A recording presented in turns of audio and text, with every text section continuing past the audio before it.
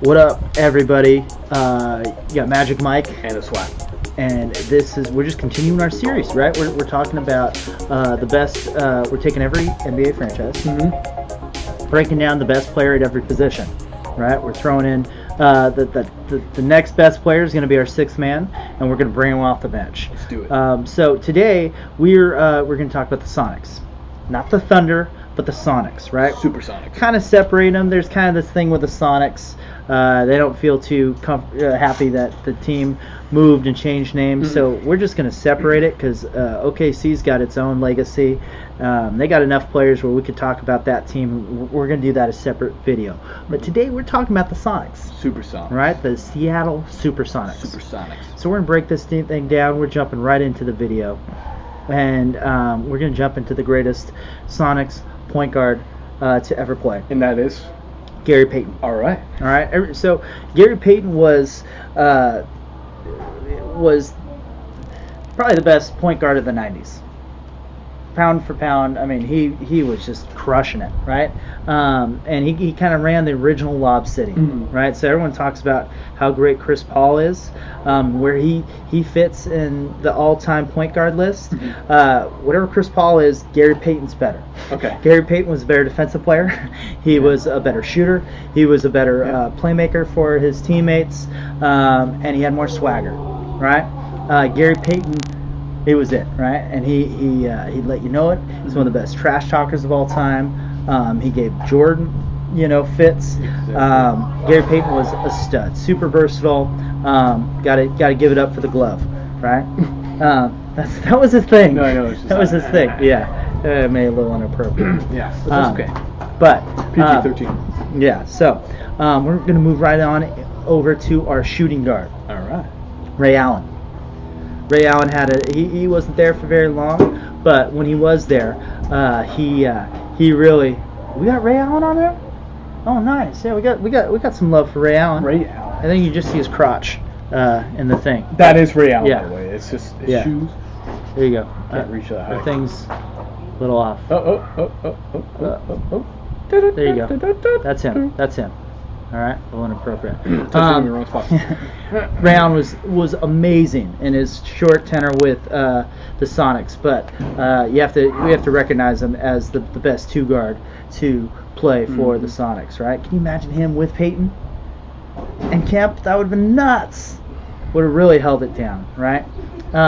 Cool. So we're gonna move on to the small forward.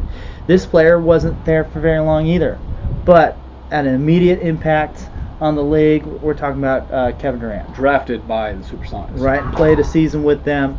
Durant's a stud, was a stud the 1 year he played with them, but there's no denying his greatness. We're throwing him on this list as well, which moves us to power forward, right?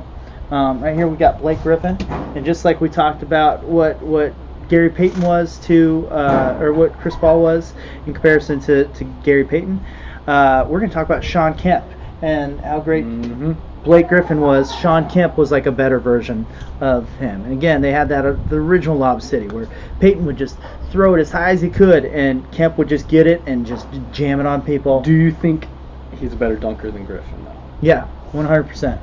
He had more like just nasty in your face like. Yeah. I think when it comes down to disrespectful dunks, Sean Kemp's the one where he's pointing at the dude. Yeah. Like, that's dope. Like, Blake Griffin, after he dunked on people, him and DeAndre would, like, embrace each other and, like, do their thing. But Kemp's, like, getting in people's faces and, like, letting them know about it. Yeah. So, and that team got to the finals. And unfortunately for them, they, like, faced off against the Bulls.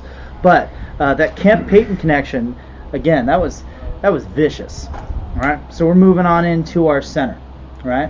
Where we got Spencer Haywood. Okay. All right, I got some stats for you as far as Spencer Haywood's concerned, because he's a little old, so a lot of you might not know what he was doing. But in his stint with Seattle, he was averaging 24.9. That's 0.1 points away from 25 a game, and he was getting 12 rebounds. 25 and 12.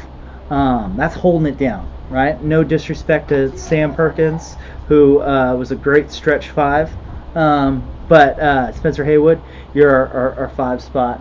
We got to give it up for you.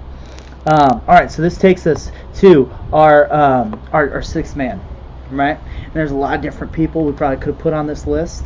I love me some Detlef Schrempf. I just like saying his name. Sure, again.